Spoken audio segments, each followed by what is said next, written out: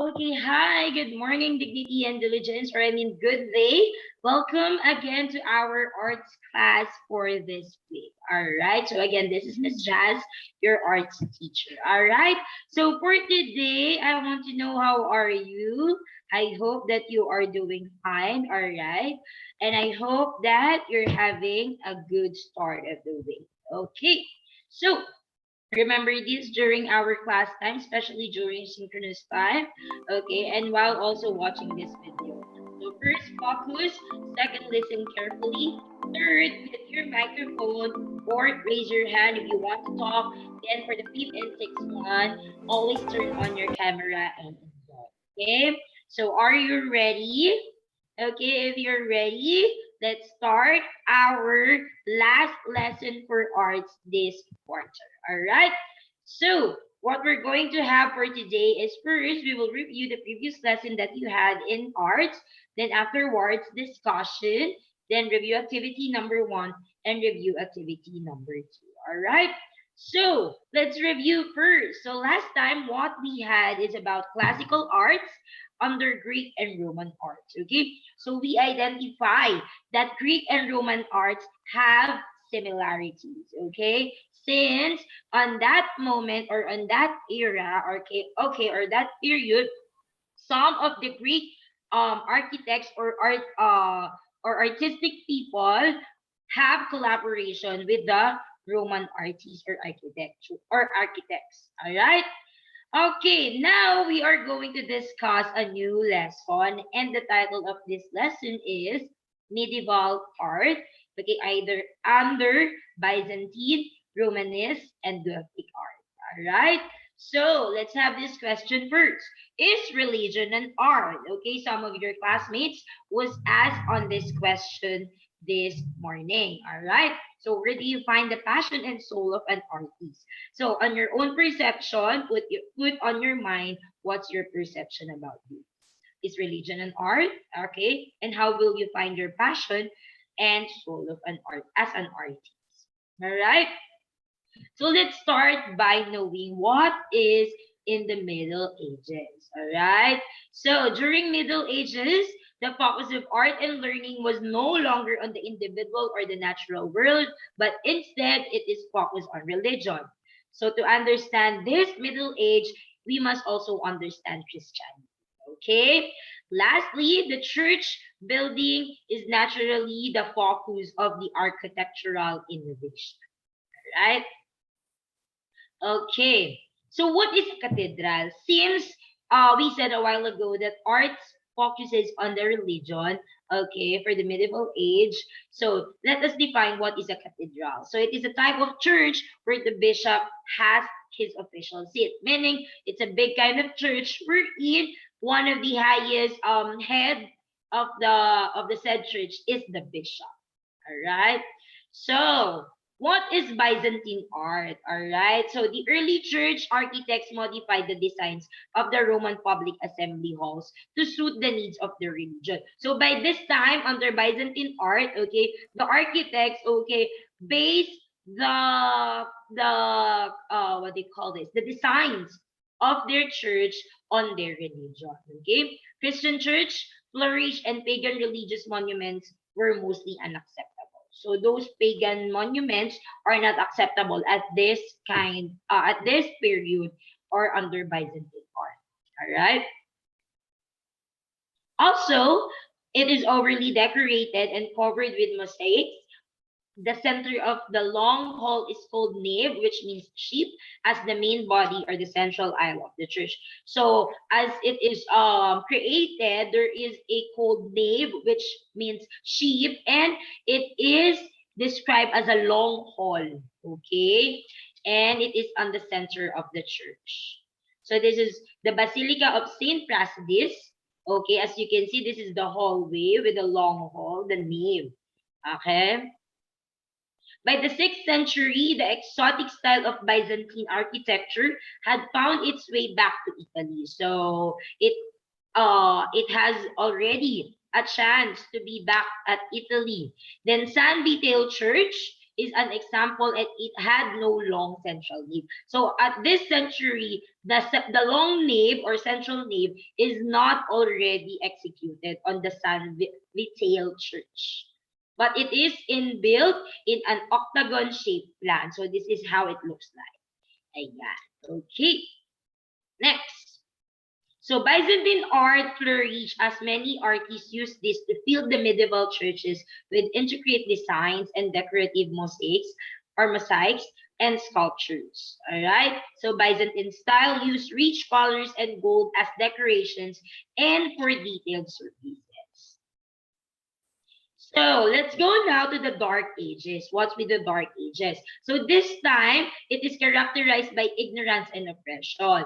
However, scholars avoid the negative descriptions of the Dark Ages, which may indicate inaccuracy or misleading information. So this time, there is a description of ignorance and oppression on this moment or period, which is the Dark Ages.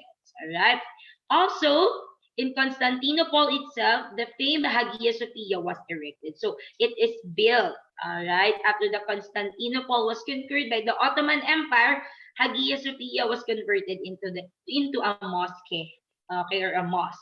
Today, the former church turned mosque is now a museum. So before it's a mosque, then um it turned out to be a museum in the present. Okay.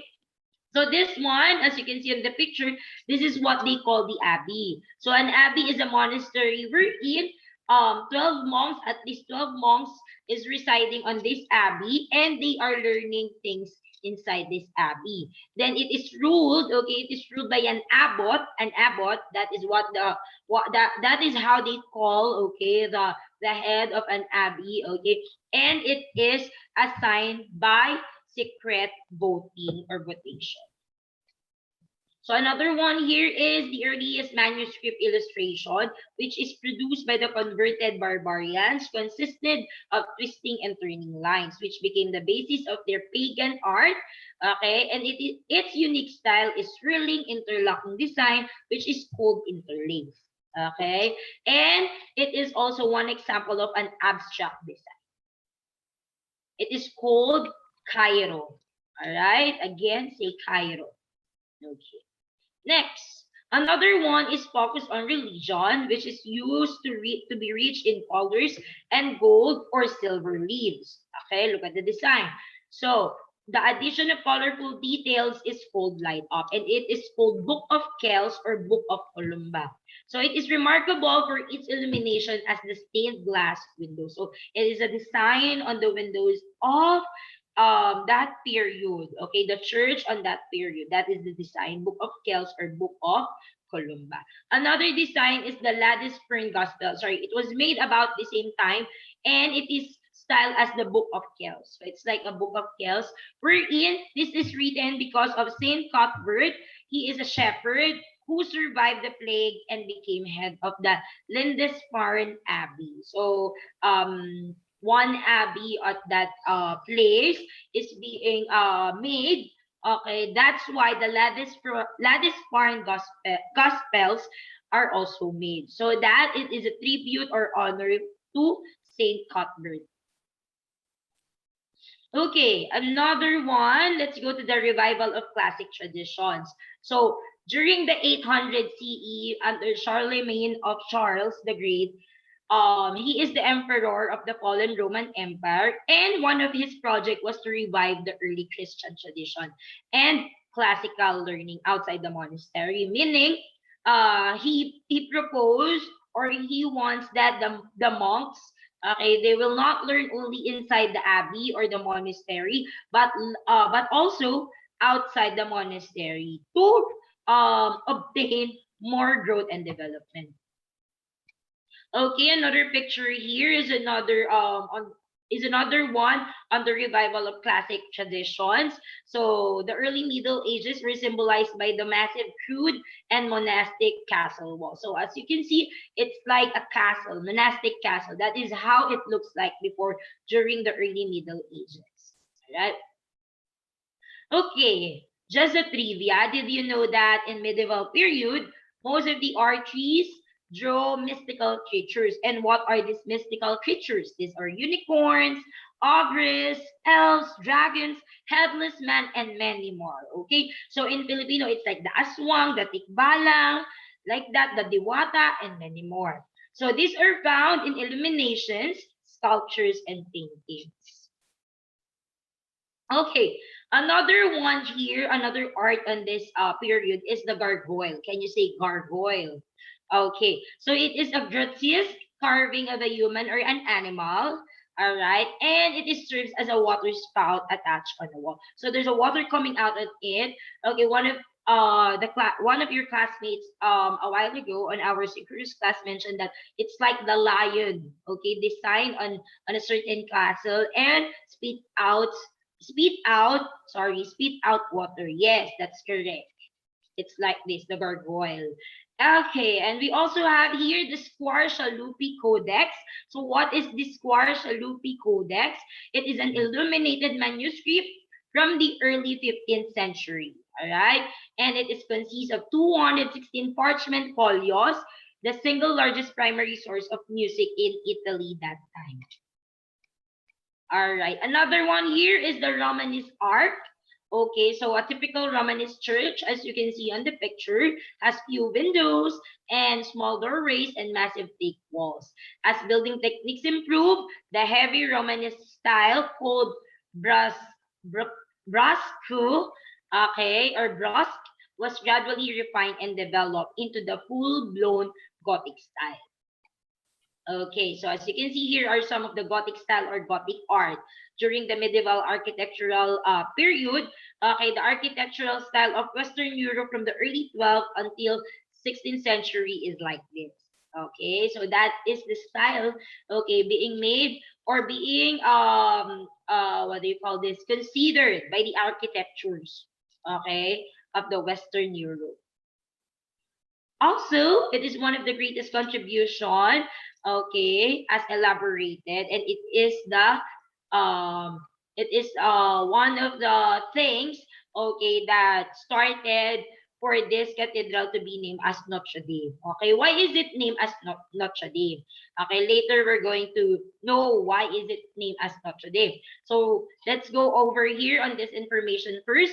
Romanesque is like a fortress, simple and solid. That's why they like that architectural style, while Gothic is like a skeleton, complex and lengthy. So the Christians in the Middle Ages stood firmly rooted in hardship of their earthly existence.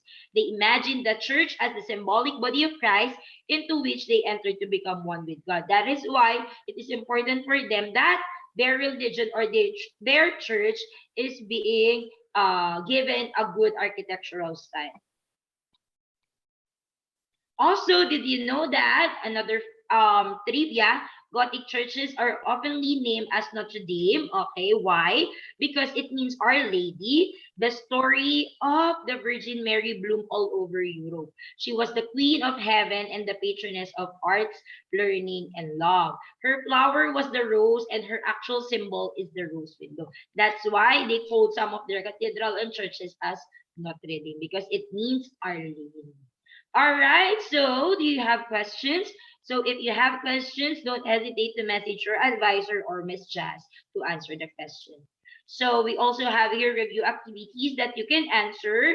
Just like before, you can use your whiteboard or your paper. All right. So, here are the questions. Okay. You can look for the answers on your module to check it because I wasn't able to put the answers here. Next. You can pause the video, okay, if it is too fast. Number 3. Number 4. Number 5. Number 6.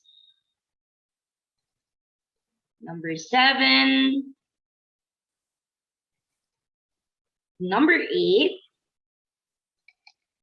Number 9.